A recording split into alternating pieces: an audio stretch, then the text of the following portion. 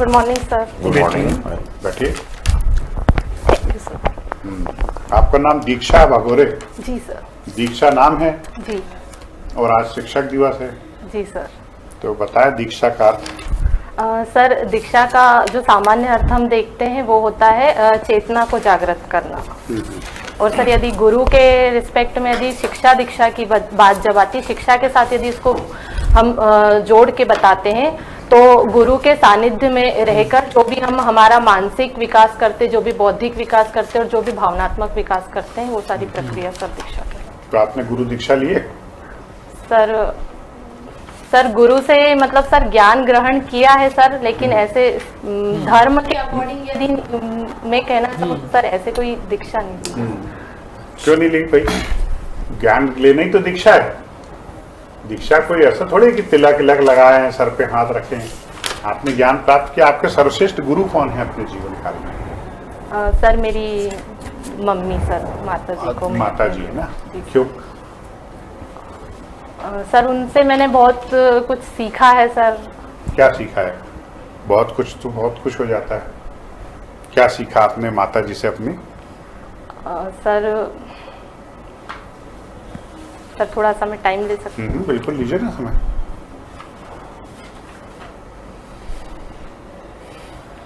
Sir जैसा कि मेरी माता जी मुझे इस धरती पे लेके आई है, उन्होंने मेरा लालन पालन किया है। मुझे तो सबकी माता लेके आई है, बिना माता के कोई नहीं आया इस धरती पे, है ना? भगवान भी नहीं आया। भगवान भी नहीं आए, डायरेक्ट तो कोई भी नहीं आया जी। लेकिन सर जो समाज से सर जो समाज में रहना, समाज के तौर तरीके और सर जो समाजीकरण, ये सबकी माँ सिखाती है ना? माँ मनुष्य के जीवन की सबसे प्राथमिक शिक्षक है। जी सर। है ना? वो सबकी माँ सिखाती है। तो अगर आपने माँ को गुरु माना है तो कुछ गुण तो आए होंगे ना आपने, कुछ गुण से प्रभावित होकर माना होगा, है ना? वो गुण बताइए आप मुझे। सर जैसे कि एक धैर्य का गुण सीखा है मैंने अपनी माता जी से। आप में धैर्य का गुण है? जी सर। अच्छा, प्रूफ कीजिए। सर जैसे कि अभी ये जो कोविड-19 की सिचुएशन के दौरान सर जो रिजल्ट वगैरह नहीं आ रहे थे सर, जैसा कि मेरा 18 का पास आउट है ग्रेजुएशन, और सर मैंने तब से ही पीएससी की प्रिपरेशन स्टार्ट कर दी थी। बैक टू बैक एग्जाम निकल भी रहे थे, एग्जाम में दे भी रही थी, प्री भी क्वालिफाई हो रही थी, लेकिन सर रिजल्ट वगैरह नहीं आ पा रहे थे। उस टाइम पे सर मैंने धैर्य को धारण किया। अच्छा, चलिए एक बात बताइए, आप बरलाई से हैं? उस समय बरलाई अपनी शुगर मिल के लिए जानी जाती थी, बड़ी फेमस थी बरलाई शुगर मिल, है ना? वो बंद क्यों हो गई? सर वो लॉस में चल रही थी सर, उतना प्रोडक्शन सर उतना प्रोडक्शन नहीं हो पा रहा था सर। सप्लाई प्रोडक्शन सर जो रॉ मटेरियल तो अच्छा खासा मिल रहा था उनके पास, कभी भी कच्चे माल की कमी नहीं रही बरलाई शुगर मिल में। सर जितना मुझे जानकारी है, आपको जानकारी है ही नहीं एक्चुअली सर, जितना मैंने बरलाई का ही मसला है भाई, ये क्यों बंद हुई है खुल के बता दीजिए, कोई बुरा थोड़ी मानेगा। अगर भ्रष्टाचार डिमांड सप्लाई में सर भ्रष्टाचार का तो मुझे नहीं पता है, लेकिन सर डिमांड सप्लाई में ही सर कुछ। क्या डिमांड सप्लाई में कुछ क्या? सर प्रोडक्शन उतना नहीं हो पा रहा था वहाँ पर सर। नहीं, प्रोडक्शन भी भरपूर था सर, है ना? प्रोडक्शन भी अच्छा खासा था सर, और शक्कर की डिमांड तो कभी खत्म हो ही नहीं सकती हिंदुस्तान में। तो सर ज्यादा जानकारी नहीं है, पढ़ूंगी मैं इसको। चलिए, फार्मेसी से आपने पढ़ाई की, बी फार्मा, है ना? जी सर। ये जेनरिक मेडिसिन बताइए मुझे क्या होती है? सर जो जेनरिक मेडिसिन होती है वो मतलब गैर ब्रांडेड दवाइयाँ होती है, जो अपने मेन केमिकल कंपोजिशन जो होता है उसमें उसी गैर ब्रांडेड होती है? जी सर, तो ब्रांडेड जी होती सर है? जो मेन उसमें केमिकल कॉन्स्टिट्यूएंट होता है सर, उसी के नाम से मार्केट में सर अवेलेबल होती है और उसी के नाम से बिकती है सर। मतलब ब्रांडेड कोई कंपनी का ब्रांड नहीं होता है इनके ऊपर? जी सर, कंपनी का ब्रांड नहीं होता है। अरे तो फिर आदमी कैसे खरीदेगा फिर इनको? गुणवत्ता सर गुणवत्ता तो सर वैसी ही होती है जैसे ब्रांडेड की होती है, और सर इफेक्ट भी वैसा ही शो करती है, बस ब्रांड नाम से नहीं बिकती है। जो मेन केमिकल कंपोजिशन उसमें होता है सर उसी के नाम से बिकती है। उदाहरण के लिए सर जैसे पैरासीटामोल, यदि वो क्रॉसिंग या डोलो के नाम से बिक रही है तो उसको हम ब्रांडेड कहेंगे, लेकिन यदि वो नॉर्मली पैरासीटामोल के नाम से ही मार्केट में है तो वो फिर जेनरिक मेडिसिन कहलाएगी। तो जेनरिक क्यों बोलते हैं इनको? सर जो प्रॉपर इसका जो मेन कॉन्स्टिट्यूट है, जो मेन उसी के नाम से सर दिखती है, इस वजह से। आप जेनरिक मेडिसिन की डेफिनेशन नहीं दे पाए मुझे प्रॉपरली। सर जितना मुझे जानकारी है सर कि जो अपने मेन केमिकल कंपोजिशन के नाम से मार्केट में अवेलेबल है, वह जेनरिक मेडिसिन जो ब्रांडेड नहीं सही है सर, होती, ये किसी परिभाषा। ब्रांड लेवल के नाम तो से। मतलब विशेषज्ञ इस मामले में टेक्निकली आप मतलब बी फार्मा किया है तो पूरी तरीके से इसे बताएं ना। सर जितना मुझे जानकारी है इसका सर, भी तो जेनरिक का भी तो ब्रांड नेम होगा। सर जो ब्रांडेड दवाएं होती है सर जब मैं उनका बिल्कुल पेटेंट समझ खत्म हो मैं जाता बिल्कुल है। समझ गया जी आपको। सर। आपने जो एग्जांपल दिया किसी XYZ कंपनी का नाम भी बोला हूँ आपने, जी सर। ठीक है, वो भी मैं समझ गया। पर आप जो बता रही हैं जेनरिक, सर ने जैसा बोला है, या हम कहें कि अभी आरोग्य जो औषधि केंद्र है, जन औषधि केंद्र है, वहां से भी जाती है, तो वहां पर क्या अगर कोई स्ट्रिप लेने जाएगा तो उस पर केवल पैरासीटामोल ही लिखा रहेगा क्या? उसका भी तो ब्रांड नेम होगा। तो उसकी एक क्या है, एक जेनरिक की विशेषज्ञ सर उस फील्ड के, इसलिए मैंने हवाले कर दिया उनके प्रश्न। सर बेसिकली सर जो जेनरिक मेडिसिन होती है वो भी मतलब जो ब्रांडेड दवाएं होती है सर जब उनका पेटेंट खत्म हो जाता है तो उसी फॉर्मूले से फॉर्मुलेट होती है और मार्केट में रिलीज की जाती है। चलिए ठीक है, आप हमें कन्विंस नहीं कर सर लेकिन सर मैं सर जहाँ तक समझ पा रही हूँ जो मेन मतलब आपने कभी खरीदा है वहां से, जो भी स्ट्रेप खरीदी या कोई भी आपने प्रोडक्ट लिया है, तो वो हमने मान भी लिया कि आपने कहा कि उनकी जो भी है पैटेंट खत्म हो गया, तो उसके बाद वो आ गई है वहां पर और वो केवल कंटेंट के द्वारा ही बिक रही है। जी सर, कोई ब्रांड नेम नहीं, मतलब पैरासीटामोल है, उसके साथ निमोसिलाइड है ना? जी ठीक है। तो सर कंबाइन नाम डाइट के साथ यदि 2-3 उसमें मेन केमिकल कॉन्स्टिट्यूट है तो फिर कंबाइन नाम के साथ रहेगी, ऐसा नहीं है कि सिर्फ एक तो ही स्पेस- मतलब वही बोलना है कि उसका कोई ब्रांड नेम नहीं है क्या? मतलब डॉक्टर केवल कंटेंट लिख के ही देगा, ये कहने का मतलब सर कि किसी को जानकारी- सूजन आ गया तो सेरेसोपेप्टाइडेज है या क्लोरामफेनिकॉल है, अगर उसको दूसरा अगर सर्दी जुकाम हो रहा है तो केवल डॉक्टर ड्रग ही लिखेगा, बस ब्रांड नेम नहीं लिखेगा। जी सर, ब्रांड नेम नहीं लिखा जाता क्योंकि सोच होता लीजिए ही आप अगर सर पूछ रहे हैं, क्योंकि सर का मेडिकल फील्ड का बहुत गहरा अनुभव है। ये दवाइयां जितनी आप बता रही ना, ये सब बना भी लें तो सर तो जानकारी किसान नहीं सर को है सर, सुधारिए सर आप, है ना? देखूंगी मैं इसको एक ठीक, बार ठीक। में मौत के check बाद जो है ना करूंगी। सर के साथ बैठ के इसके आंसर को करेक्ट करवाइएगा आप। चलिए अब एक बात बताइए, इंडियन मेडिकल एसोसिएशन क्यों विरोध कर रहा है जेनरिक मेडिसिन का? सर वो बोल रहे हैं ऐसा कि जो रूटीनली जो हम डेली में सर जो मेडिसिन लेते हैं, जैसे कि जो सर चलिए, thank you sir. Diksha ji, जी सर। भारत ने सूर्य के अध्ययन के लिए जी सर। है ना आदित्य L1 भेज दिया है। जी सर। हमसे पहले चीन ने भेजा है एक सूर्य का अध्ययन करने के लिए सैटेलाइट। हमारा सैटेलाइट जो गया है आदित्य L1, ये हमारी पृथ्वी से कितने किलोमीटर दूर स्थापित होगा? सर पृथ्वी से सर 15 लाख करोड़, सर जितना मैं अभी याद कर पा रही हूँ। कितना?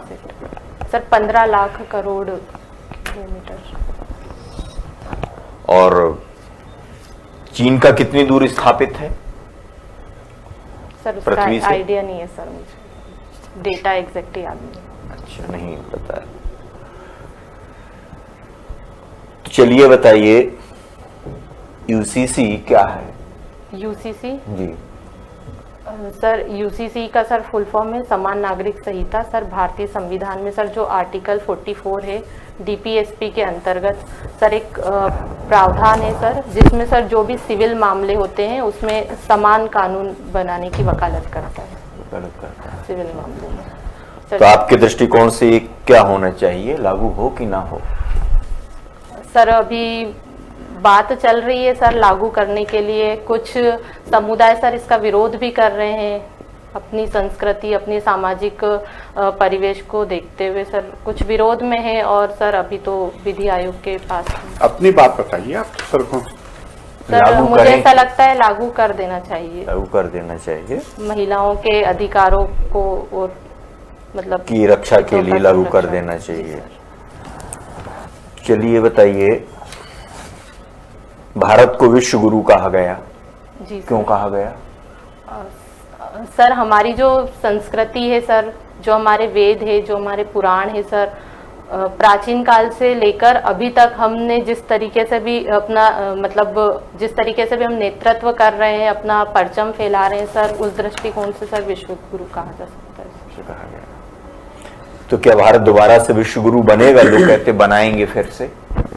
सर विश्व गुरु तो है ही सर, हम हर क्षेत्र में तरक्की कर रहे हैं, सामाजिक क्षेत्र में भी सर, और आर्थिक में सर, स्पेस टेक्नोलॉजी में सर, हर क्षेत्र में हम उभर के आ रहे हैं। तो सर विश्व गुरु तो हम हैं ही, और इसमें और विकसित हो रहे हैं। ठीक है सर। जी सर। सर की बात को आगे बढ़ाऊंगा।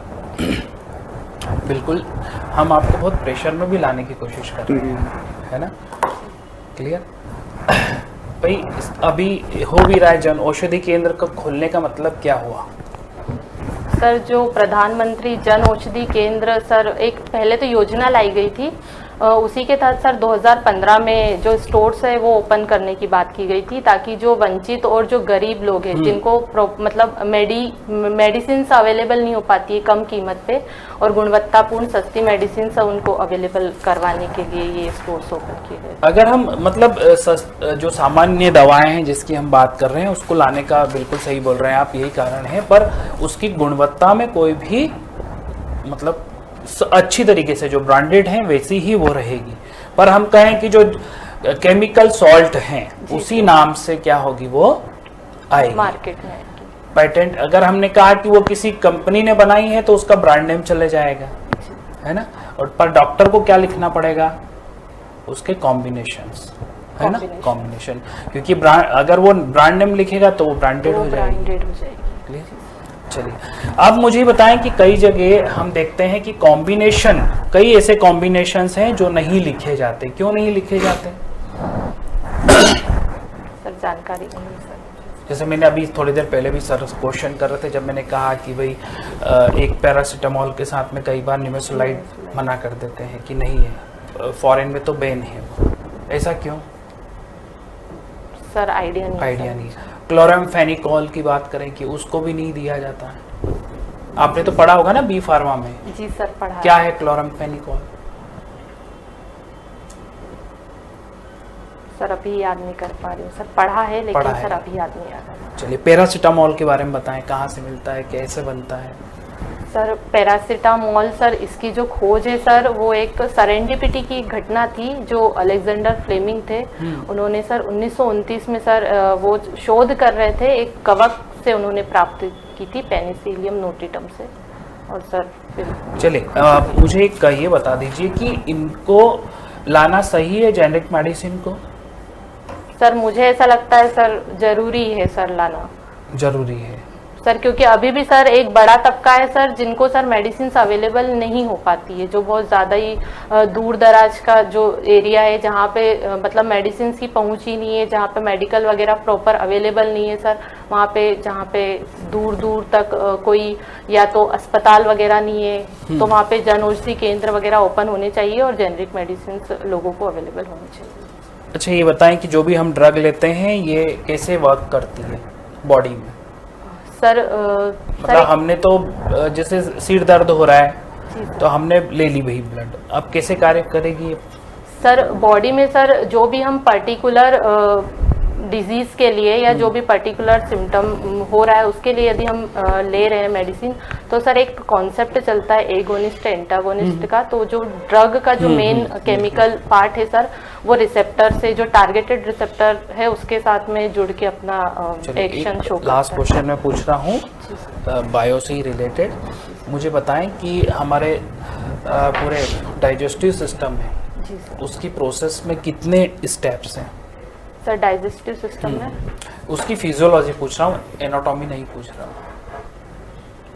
किसी भी ड्रग को लेने नहीं, के ड्रग का नहीं, अदर देन हम जो भी फूड ले रहे हैं तो उसकी फिजियोलॉजी क्या है कि हमने अगर प्रोटीन ले लिया है, ठीक है, एंड प्रोडक्ट, और कार्बोहाइड्रेट ग्लूकोज के रूप में, जी सर। ठीक है, और फैट हमने ले लिया है फैटी एसिड के रूप में, और प्रोटीन चले गया एमिनो एसिड के रूप में। ये शुरू से अभी तक अगर हमने लिया, भोजन किया हमने, कार्बोहाइड्रेट, प्रोटीन और फैट, कैसे काम करेगा सर?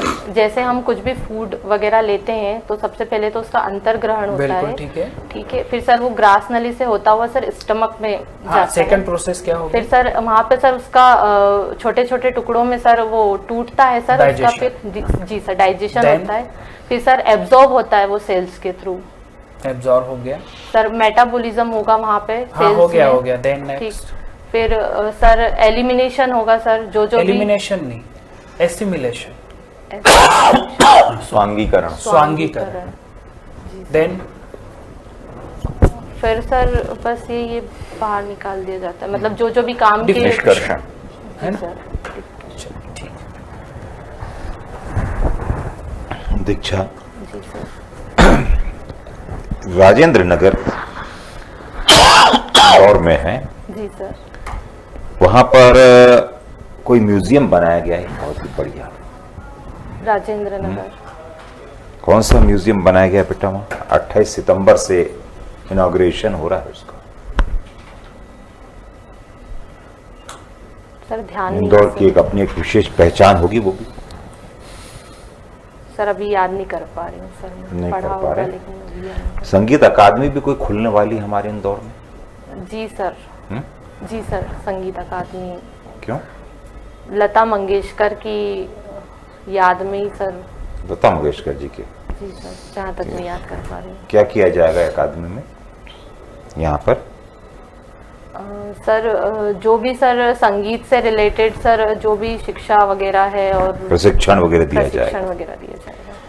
चलिए ये बताइए कि इंदौर जी गुजरात के साथ जो है रेल मार्ग से जोड़ना चाहता है, जिससे धार है, झाबुआ है, जहां पर कि ट्रेन सर्विसेज नहीं है अभी, जी उन क्षेत्रों को जो है लाभ मिलेगा। तो ये कौन सी महत्वाकांक्षी परियोजना है और इस क्षेत्र में अभी क्या कार्य हो रहा है? सर परियोजना का तो नाम याद नहीं है सर। सर माफी चाहूंगी, परियोजना का भाई इंदौर जो गोधरा दाहोद रेल लाइन है, इसके बारे में कुछ पता है आपको? नहीं सर। नहीं पता। ये तो बहुत ही महत्वाकांक्षी परियोजना है। सर पता नहीं है सर, 2024 लेकिन तक धार को ट्रेन मिल जाएगी इस परियोजना से। तो पता होना चाहिए आपके परियोजना आसपास। का नाम याद नहीं है, लेकिन टीही का नाम काम रोज चल पेपर रहा में आता है, यानी हर 15-20 दिन में एक बार टीही का नाम आ जाता है। देखा आपने, सुना है टीही के बारे में? नहीं सुना होगा। सर रेल मार्ग से जोड़ने का सर प्रयास किया जा रहा है, ठीक है लेकिन ना। सर ये बताएं शिप्रा नदी अशुद्ध क्यों है? सर जो दूसरी नदियां हैं, सहायक नदियां सर, उसका गंदा पानी छोड़ा जा रहा है कान में और इसका। नहीं, मुझे ये बताओ ना कि शिप्रा नदी जो है वो सूख भी गई है। शिप्रा नदी को मूलतः उसका जल नहीं मिल पा रहा है, तो इसलिए तो जो है ये कान या उसकी जो सहायक नदियां आकर उसको जो भी पानी दे देती हैं वो लेकर बहती है वो, है ना। पर शिप्रा नदी को जो मूल रूप से जो जल मिलना चाहिए वो क्यों नहीं मिल पा रहा? इसकी वजह क्या है?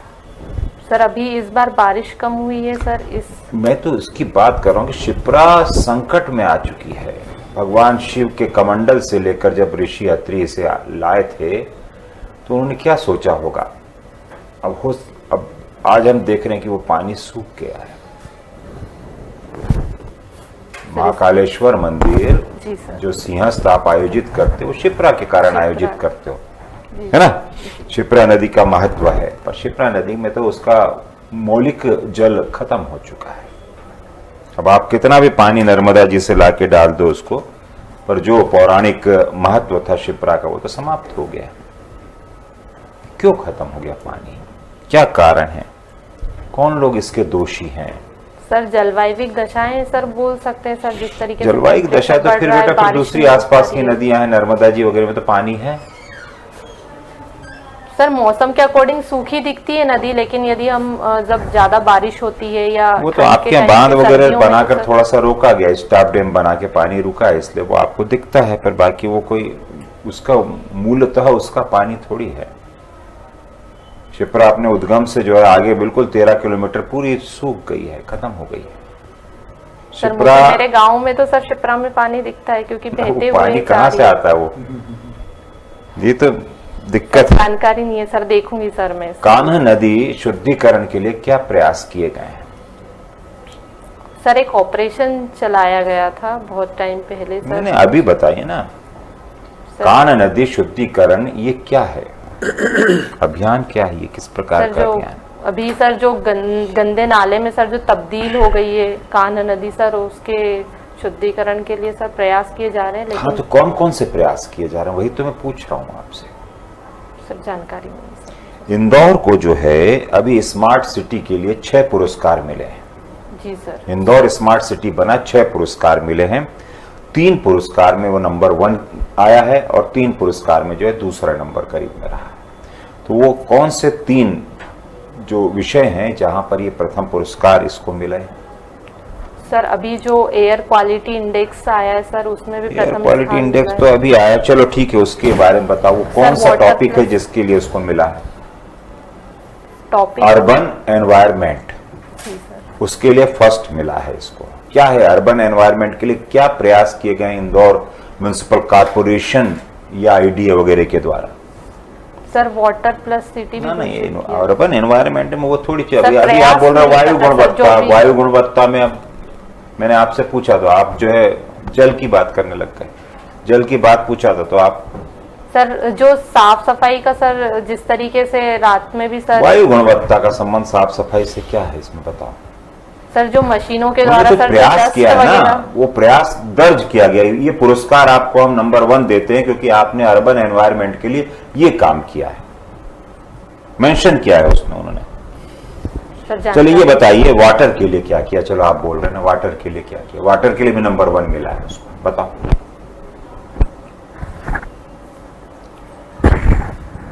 कान्ह सरस्वती शुद्धिकरण, यहां पर भी वही बात आएगी। जी सर। ये तो आपके इंदौर की जान है, वाटर हार्वेस्टिंग किया जा रहा है वाटर हार्वेस्टिंग। इन सब बातों के लिए। चलिए ये बताओ, और एक इसमें मिला है first Govardhan bio CNG plant. Govardhan bio CNG plant, ये गोवर्धन क्या होता है? सर जो मीथेन गैस, गोवर्धन कैसे बन गया? बहुत बड़ी बात है। सर जानकारी नहीं सर। नहीं है? चलो ठीक है, थैंक यू बेटा। बुलाते हैं आपको दीक्षा। ठीक सर, थैंक यू। बैठिए दीक्षा, आपका इंटरव्यू ठीक रहा, 120 नंबर दिए हैं आपको, लेकिन संभावना पोटेंशियल आप में से ज़्यादा का है, और उस मैक्सिमम पीक ऑफ पोटेंशियल पर पहुंचने के लिए आपको कुछ चीज़ों की जानकारी हासिल करना पड़ेगी। बी फार्मेसी, इसकी जो सामान्य जानकारी है उसको थोड़ा और दुरुस्त करें। उसके लिए आप भाई सर के साथ बैठ जाइएगा थोड़ा 5 मिनट के लिए, क्योंकि इनका जो फार्मेसी का जो नॉलेज है वो अल्टीमेट है, ठीक है ना। और मैंने इसलिए आपके प्रश्न जो है ना इनको ट्रांसफर कर दिए थे। ओके बेटा, तो इनके साथ थोड़ा बढ़ जाएगा तो जो थोड़ा बहुत कंफ्यूजन है वो भी दूर हो जाएगा, है ना। फिर बाकी आप करंट अफेयर्स की घटनाओं पर अपना ध्यान फोकस करें, मध्य प्रदेश और भारत से जुड़े हुए, ठीक ना। इनसे संबंधित महत्वाकांक्षी योजनाओं की जानकारी आपको पता होना चाहिए। आपका सांवेर तहसील और इंदौर जिला, इंदौर जिला। छिपरा नदी, जी सर। ठीक है ना। अगर पुराणों में लिखा है छिपरे अवे पयः, छिपरा का जल अमृत है, तो आज वो अमृत कड़वा क्यों हो गया है ये भी पता होना चाहिए आपको, है ना। तो बस अपने जिले को तैयार कर लीजिए, करंट अफेयर्स की घटनाओं पर नजर रखिए, और बी फार्मेसी का सामान्य ज्ञान, जेनरिक ब्रांडेड मेडिसिन, है ना, दवा उद्योग इंदौर में फार्मास्यूटिकल कंपनीज, है ना।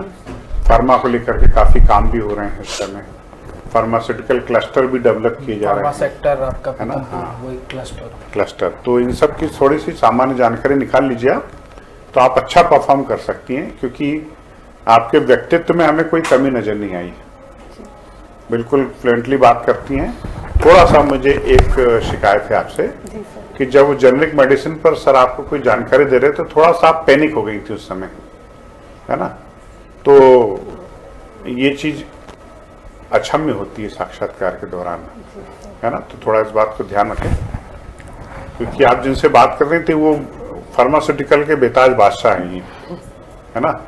तो अगर कोई जानकारी दे रहे हैं तो कुछ सोच समझ के दे रहे होंगे जानकारी, लेमैन नहीं है वो, है ना। सिर्फ कागजी डिग्री नहीं उनके पास, है ना। तो थोड़ा सा वहां पर भी कई मेंबर्स ऐसा होंगे आपको रहते हैं सर। वो आपका टॉलरेंस लेवल चेक करते हैं, कई बार साइकोलॉजिस्ट बैठे हुए हैं। साइकोलॉजिस्ट चेक करता रहता है कि हाँ इनका, क्योंकि आप जब डिप्टी कलेक्टर बन जाएंगी तो दिन भर में तो ऐसे एमएलए सरपंच पता नहीं कितने आएंगे, वो आपको ऐसी खरी खोटी सुनाएंगे कि आपको फिर भी सुनना पड़ेगी, प्रेशर हैंडलिंग, है ना। तो इसका थोड़ा सा ध्यान रखें। और कब है आपका इंटरव्यू? सर 22 सितंबर को है। 22 सितंबर को। तो एक काम कीजिएगा, इन सब चीजों को तैयार करके एक बार फिर से मौका दे दीजिएगा आप, जी है ना। इंदौर पढ़ के आए बेटा, इंदौर क्यों नहीं पढ़ाते हो?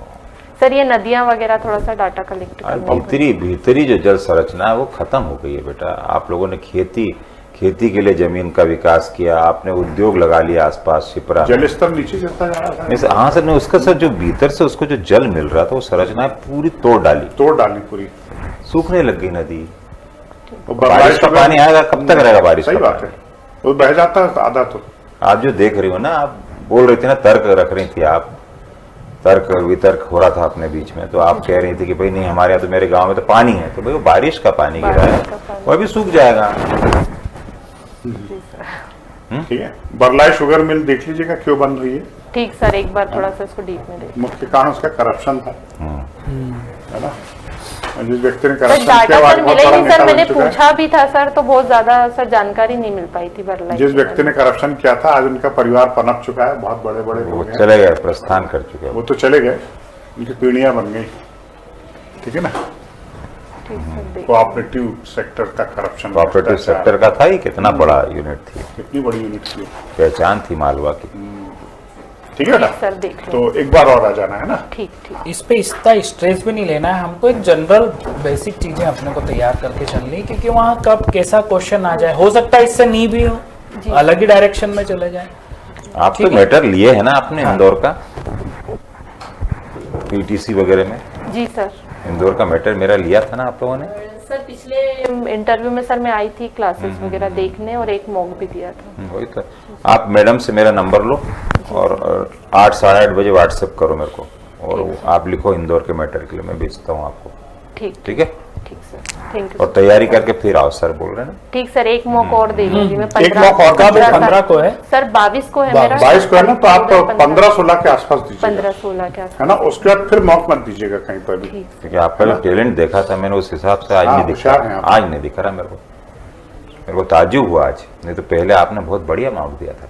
नहीं, लेकिन पर्सनालिटी वाइज तो सर आज वो भी है ना ठीक सर, ही वो है है ना। वो। व्यक्तित्व तो आज भी 120 नंबर उसी के मिले हैं। हाँ, एक थोड़ा सा अधिकारी दिखती नॉलेज हो। लेवल पे काम कीजिए बस, एक है ना? अधिकारी की है व्यक्तित्व, और उसको लाओ थोड़ा सा।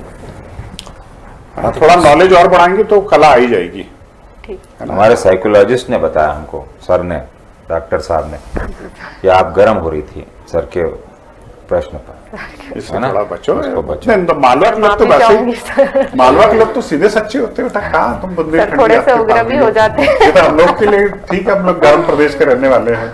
नहीं, मालवा देखो, तो एक एडमिनिस्ट्रेशन का सबसे अच्छा गुण होता है कि उसमें धैर्य हो, जो तुमने बताया, बहुत पेशेंटली सुनना पड़ेगा। और सर ने जैसे बताया कि कितने तो नेता मंत्री और ये सब आएंगे जाएंगे, है ना, अपने को लंबे समय तक सर की चलना एक है। शिष्य थी, देवास में एसडीएम थी, वहां का एक एमएलए उनके कैबिन में घुसा और अंट सुनाया उसने खूब।